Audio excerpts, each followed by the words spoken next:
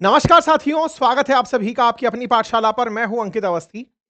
आजकल कुछ तगड़ा चल रहा है जापान और चीन के बीच में। जापान और चीन भिड़े पड़े हैं इस हद तक कि चीन से जापान जाने वाले 5 लाख यात्रियों ने अपने फ्लाइट टिकट कैंसिल करा दिए हैं। आपको कुछ पुराना सा याद आने लगेगा, शायद वैसा ही जब भारत से मालदीव जाने के टिकट्स कैंसिल हुए थे। अब जापान और चीन ऐसा क्यों भिड़ गए हैं कि एक साथ 5 लाख टिकट कैंसिल कराने की नौबत आ गई और जापान के प्रधानमंत्री ने जो जापानी चाइना आए हुए हैं उनको ये हिदायत दे दी कि आप लोग संभल कर जाइएगा, रिस्की हो गया है चीन जाना। एक दूसरे के प्रति इतनी नफरत का भाव अचानक क्यों पनपा? साथ ही साथ जापान ने यह तक क्यों कह दिया कि अब लगता है हमें भी न्यूक्लियर बॉम्ब को लेकर अपनी नीति बदलनी पड़ेगी। दुनिया में जहां एक और पूर्वोत्तर की तरफ और विशेष रूप से कहा जाए तो ईस्ट एशिया की तरफ जहां शांति थोड़ी दिख रही थी, अचानक वहां पर वार्निंग गेम कैसे शुरू हो गया? आज के सेशन में उसी का जिक्र है, क्योंकि जापान ने अपने सिटीजन्स को वार्न किया, चाइना ने अपने सिटीजन्स को वार्न किया, साथ ही साथ चाइना के एयरलाइंस ने जापान ट्रिप पर जा रहे लोगों की टिकट्स कैंसिल करवा दी। 31 दिसंबर तक की जितनी भी टिकट्स हैं, उन्हें कैंसल मार दो, हम सारा रिफंड वापस दे देंगे। सोचने की देखने की बात यह है कि राष्ट्रभक्ति चाइनीज लोगों में इस हद तक है, 5 लाख लोग रिफंड लेकर के वापस अपना टिकट कैंसिल कर दिए हैं। चाइना ने इतना ही नहीं अपितु जापान के एक आइलैंड पर अपनी फोर्सेस तक भेज दी हैं। उसका नाम सेनकाकू आइलैंड है। अब कहानी क्या है थोड़ा सा विस्तार से समझते हैं, लेकिन उससे पहले थोड़ा सा बेसिक जान लीजिए। देखिए, चाइना को जापान ने कभी बहुत कूटा था। एक जमाना था सेकेंड वर्ल्ड वॉर से पहले, जब जापान का एकदम उधम हाइप पर था। उस समय कोरियन पेनिनसुला हो, चाइना हो, इन सब पर जापान का कब्जा हुआ करता था। चाइनीज लोगों में जापान से बहुत ज्यादा नफरत की फीलिंग है। मतलब चाइना के लोग जापान से एक्सट्रीम हेट किया करते थे। सेकेंड वर्ल्ड वॉर के बाद भी जब जापान हार गया, जब जापान के ऊपर न्यूक्लियर बॉम्ब गिरा, जापान की फोर्सेस पीछे हटी, तो चाइनीज लोगों ने इसे ही अपनी जीत के रूप में सेलिब्रेट भी किया। कुछ दिन पहले आपने वो सेलिब्रेशन की तस्वीरें भी देखी होंगी, जिसमें पुतिन वगैरह सब पहुंचे थे। अब ये जो जापान के प्रति नफ़रत थी चाइना के लोगों में, समय के साथ बढ़ती चली गई। जैसे वही हाल था, जैसे भारत और ब्रिटेन के रिश्ते सामान्य हो गए, जर्मनी के और फ्रांस के रिश्ते सामान्य हो गए, दुनिया में एक के समय के बाद में वो जो ज़ख्म है, वो भरते चले गए। अब ज़ख्म तो भरते चले गए, लेकिन चाइना और जापान के बीच में कुछ ऐसी चीज़ें अभी भी ज़िंदा रह गई, जो पुराने घाव को हरा कर देती हैं। उनमें से ही एक घटना घटी ताज़ा-ताज़ा। क्या घटना घटी? हुआ ये कि जापान के प्रधानमंत्री ने, जो कि ताज़ा-ताज़ा अभी फीमेल प्रधानमंत्री बनी है पहली बार, उन्होंने ताइवान पर एक बयान दे दिया। ताइवान का मामला तो पुराना मामला है, आप और हम सब जानते हैं। पीपल्स रिपब्लिक ऑफ चाइना और रिपब्लिक ऑफ चाइना, ये भी अपने आप को चाइना कहते हैं, ये भी अपने आप को चाइना कहते हैं। चाइना ताइवान को अपना मानता है और कहता है दुनिया में चाइना केवल एक ही हो सकता है, that is PRC, people's republic of China. अर्थात ये दोनों हिस्से एक ही हैं। जापान ने हाल ही में यह कह दिया कि अगर ताइवान पर चाइना हमला करता है, तो हम इसकी हिफाजत करने जाएंगे। यह बात जैसे ही चाइना ने बोली, इसके बाद में भाई साहब भयंकर गुस्सा हो गया चाइना। तुम कौन होते हो जो हिफाजत करने जाओगे ताइवान की? तुम ताइवान को मान्यता नहीं देते, ताइवान हमारा हिस्सा है, और तुम बोल रहे हो कि मैं यहां पर हिफाजत करने आऊंगा। कहां से आओगे? यहां से आएंगे। देखो, चाइना, जापान और ताइवान अगर आप देखें, पैसिफिक ओशियन से किनारा साझा करने वाले देश हैं। यहां पर जापान दिख रहा है, तो ये आपको पूरी तरह से ताइवान के उत्तर में दिखाई पड़ता है। बोले हम ताइवान की रक्षा करने जाएंगे। ताइवान का मसला क्या है मैं आपको पहले ही बता दूं। चाइना ताइवान को अपना मानता भी है, और उसकी घेराबंदी पूरे टाइम ऐसे करता है कि ताइवान की मदद करने दुनिया का कोई भी देश ना आ सके। अमेरिका ने ताइवान की मदद के लिए खूब प्रयास किए हैं, लेकिन फिर भी ताइवान को एक स्वतंत्र राष्ट्र के रूप में मान्यता यूएन में नहीं है। ताइवान अपना नाम पब्लिकली ताइवान बताता है, लेकिन यूएन में अपने आप को आरओसी के नाम से रिकॉग्नाइज्ड कराता है, रिपब्लिक ऑफ चाइना के नाम से। वहीं चाइना अपने आप को पीआरसी के नाम से रिकॉग्नाइज कराता है, people's republic of China. People's republic of China जो है वो आरओसी को कहता है कि आप चाइना वर्ड यूज नहीं कर सकते, चाइना केवल एक ही हो सकता है, और इसे की वन चाइना पॉलिसी कहा जाता है। और वन चाइना पॉलिसी में वो ताइवान को भी अपना ही बताता है। भारत भी वन चाइना पॉलिसी मानता है, अमेरिका भी वन चाइना पॉलिसी मानता है कि चाइना एक ही है। लेकिन ताइवान के साथ हम भी अलग से संबंध रखते हैं, दुनिया के कई देश अलग से ताइवान के साथ संबंध रखते हैं। ताइवान पूरे टाइम इस डर में रहता है कि चाइना उस पर एक दिन हमला जरूर करेगा, और यही कारण है कि ताइवान में लोगों को बकायदा हमले से बचने की ट्रेनिंग दी जा रही है। बकायदा किट्स बांटी जा रही हैं कि आप पर हमला होगा तो क्या करना है, कैसे रहना है। पूरे डिफेंस की ट्रिक्स सिखाई जा रही हैं। चाइना से लगभग 160 किलोमीटर की दूरी पर जो ताइवान है, उस पर 2.5 करोड़ की आबादी रहती है और बढ़िया पाकिस्तान से भी ज़्यादा इसकी जीडीपी है। यहाँ पर बढ़िया सेमीकंडक्टर का व्यवसाय है, बहुत ज़्यादा लोग यहाँ पर टेक्नोलॉजी के लिए काम करते हैं। इसी के ऊपर बयान देते हुए जो जापान की प्रधानमंत्री हैं, जो पहली बार महिला प्रधानमंत्री बनी हैं, पीएम तकाइची, उन्होंने अपनी तरफ से कहा कि अगर ताइवान के अंदर कुछ भी होता है, तो जापान उसको बचाने जाएगा। ये बयान इन्होंने 7 नवंबर को दिया कि अगर चीन ने हमला किया। अब साने तकाइची का ये जो बयान था, इससे ताइवान को तो खुशी मिली, लेकिन चीन को बहुत बुरा लगा। चीन ने तत्काल प्रभाव से जापान के प्रधानमंत्री से कहा कि अपने बयान को आप वापस लो।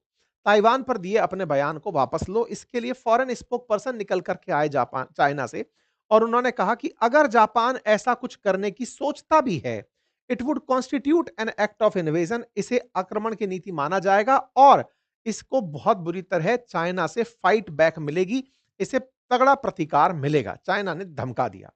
चाइना ने पूरी तरह से जापान को ना केवल धमकाया बल्कि दुनिया को बताया कि चाइना केवल एक ही है, वन चाइना पॉलिसी है। माना कि जापान और चाइना धीरे-धीरे रिश्ते सामान्य होते जा रहे हों, लेकिन फिर भी हम इस तरह की चीजें बर्दाश्त नहीं करेंगे। एक इंटरेस्टिंग फैक्ट बताता हूं।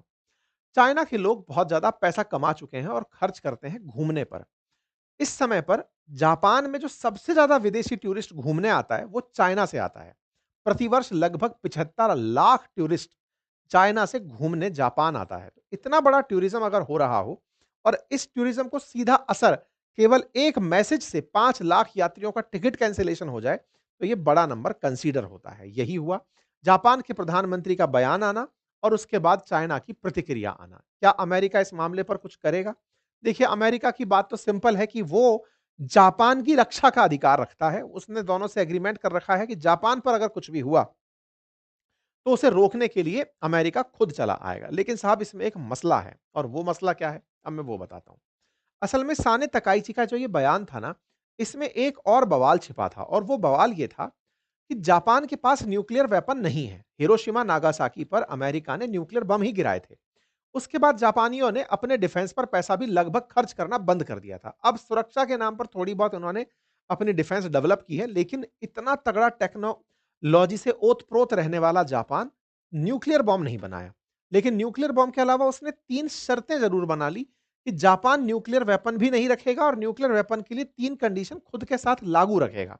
पहली कंडीशन ये रखेगा कि वो कभी भी न्यूक्लियर वेपन को पजेस नहीं करेगा, मतलब अपने पास नहीं रखेगा। दूसरा, उसका उत्पादन नहीं करेगा और तीसरा, किसी दूसरे देश को उसके यहां पर न्यूक्लियर बॉम्ब लाने की भी अनुमति नहीं देगा। इसका क्या मतलब है?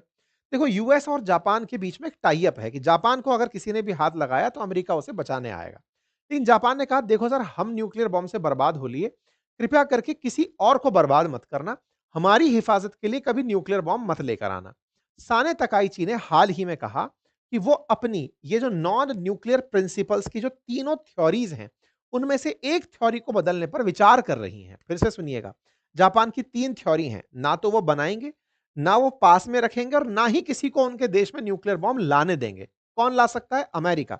इसके लिए इन्होंने पूरी तरह से पाबंदी लगाई हुई है। साने तकाइची ने हाल ही में कहा कि उनकी जो 3 शर्तें हैं, उनमें से एक शर्त को, आखिरी वाली को, कि वो किसी को आने से रोकते हैं, उसको बदलने जा रही हैं। अर्थात अगर कल को अमेरिका हमारी हिफाजत के लिए न्यूक्लियर बॉम्ब हमारे देश में लाना चाहता है कि तुम्हारी रक्षा में न्यूक्लियर बॉम्ब रखूंगा, किसी ने तुम पर चलाया तो उसको मार दूंगा, बोले हम उसमें परिवर्तन की सोच सकते हैं। इससे जा भाई साहब चीन और ज्यादा खफा हो गया। बोले भाई साहब, अगर आप लोग ऐसा कर दिए, चाइनीज फॉरेन मिनिस्ट्री ने कहा, ये तो एक सीरियस कंसर्न है, मिलिट्री और सिक्योरिटी मूव दर्शाता है। जापान अगर ऐसा करेगा तो ये पूरी तरह से एक पॉलिसी शिफ्ट दर्शाएगा। कुल मिलाकर के ताइवान को बचाने की नीति अमेरिका की है। ताइवान के बारे में बुलवाना अमेरिका चाहता है, लेकिन जापान को उकसाया गया है कि तुम बोलो ताकि अमेरिका चाइना को दबा सके। बस इसी के लिए ताइवान के लिए जापान को खड़ा किया गया है। जापान ने अपने पक्ष में बयान दे दिए हैं। चाइना को जब इस तरह से धमकाया जाना शुरू हुआ, सॉरी, जापान को जब इस तरह से धमकाना शुरू हुआ, तो चाइना ने अपनी तरफ से जापान जाने वाले लोगों को कैंसिल करवा दिया कि तुम लोग घूमने मत जाओ। 5 लाख चाइना से जाने वाले जापान में ट्रैवलर्स ने अपने टिकट रद्द कराए। ये एक बड़ी खबर बनकर आई जो हमने शुरू में भी आपको बताई। चाइना इस बात से खफा होते हुए कि जापान ऐसा कैसे बोल सकता है, ना केवल अपने टूरिस्ट को जाने से रोका, बल्कि अपने कोस्ट गार्ड को भी सेनकाकू आइलैंड भेज दिया। ये सेनकाकू आइलैंड है जो बिल्कुल ताइवान के उत्तर में है। इसको जापान क्लेम करता है। चाइना ने जाकर यहां पर चक्कर काटने शुरू कर दिए कि यहां पर गलती से भी जापानी फोर्सेस ना दिख जाएं। हालांकि जापान इसे अपना ही मानता है और चाइना ने इस पर अपने वेसल्स घुमा-घुमा कर इस पर अपना कंट्रोल स्थापित करने के लिए प्रेशर क्रिएट करना शुरू कर दिया। यह है सेनकाकू आइलैंड। यानी दोनों के बीच टेंशन इतनी बढ़ गई कि जापान को ताइवान की सुरक्षा का जो काम मिला था, उसने उसी को ही चिंता दे दी। चाइना सेनकाकू पर चक्कर काटना शुरू कर दिया है। चीन और जापान के बीच में सेनकाकू आइलैंड को लेकर पहले से ही विवाद है और ऐसे में चीन के जो फोर्सेस हैं, जो इसके चारों तरफ मंडराने लगी, इससे जापानियों को और दिक्कत होने लग गई। परिणाम क्या निकला? चाइना ने जापान को और पनिशमेंट दिए, साथ में इनकी फिल्म की रिलीज को रोक लगा दी। लोगों ने इस बात पर खूब प्रतिक्रिया दी कि देखिए सब जापान के अंदर सैन्यवाद को बढ़ावा नहीं देना चाहते। दोनों के बीच में सोशल मीडिया पर खूब तकरार चल रही है। मैं इनको पढ़ के नहीं सुनाना चाहता। लेकिन हाँ, दोनों के बीच में तगड़ी तकरार इस समय चल रही है। मीम्स के बाजार गर्म चल रहे हैं। शी जिनपिंग को जहाज़ों के नीचे कुचलते हुए दिखाया जा रहा है।